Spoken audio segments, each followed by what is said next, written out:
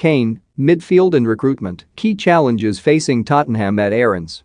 It's been nearly 2 years since Mauricio Pochettino was dismissed after an awful start to the 2019-20 season, yet Tottenham have never really moved on from the manager who had led them to the Champions League final a few months earlier. 5 of the side that started against Liverpool in Madrid remain at the club: Hugo Lloris, Harry Winks, Dele Alli, Son Heung-min and Harry Kane, but neither Jose Mourinho nor Nuno Espirito Santo was able to establish their imprint on a squad created by Pochettino and weakened by poor recruitment. The expected appointment of Antonio Conte is a statement of intent given the Italian's vast experience of finding a winning formula, albeit often only in the short term. He demands that players stick to his plan. Anyone who does not quickly finds themselves out in the cold. Conte usually favors a 3-man defense with wing-backs, a system that has brought him league titles at Juventus, Chelsea, and Internazionale.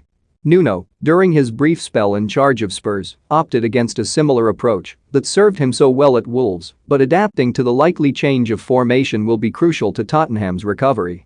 Whether Conte would be able to mold a solid backline from Christian Romero, Eric Dyer, Davinson Sanchez and Joe Rodon remains to be seen, although there are 2 potentially exciting wing-backs in Sergio Reguilon and Emerson Royal, even if both will be under pressure to improve their defensive performances.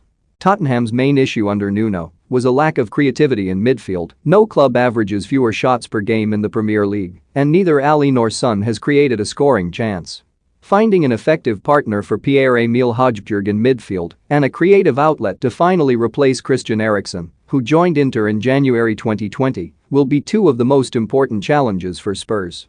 The Denmark international racked up 62 assists and 51 goals at the club and has not been replaced effectively, with Giovanni Lo Celso, Tanguy Ndombele and Ali so far failing to step into his shoes. It will be intriguing to see whether Lo Celso, who has shown glimpses of his ability since arriving from Real Betis a few months before Pochettino's sacking, can thrive under the new manager and whether there is any role for the other 2. Conte and Tottenham's managing director of football, Fabio Paratici, enjoyed spectacular success in 3 seasons together at Juventus between 2011 and 2014 that yielded 3 Serie A titles and a record 102 points in the manager's final campaign. Their relationship has been a key factor in attracting the 52-year-old former Italy manager for talks with Spurs, and Conte would expect his compatriot to be on his side if it comes to discussing transfer budgets with a notoriously prudent chairman. Tottenham's net spend over the past 5 seasons is £94.6 million, one of the lowest in the Premier League, but the new manager will surely demand more investment, with several targets earmarked for January and Daniel Levy likely to come under pressure to match his manager's ambition. The hangover from a summer of doubt over the England captain's future seeped into the start of the season and appears still to be affecting Kane. His return of 1 goal from 9 Premier League appearances is partly down to the negative approach under Nuno and a lack of opportunities created by teammates, but Tottenham's star player has looked demotivated at times.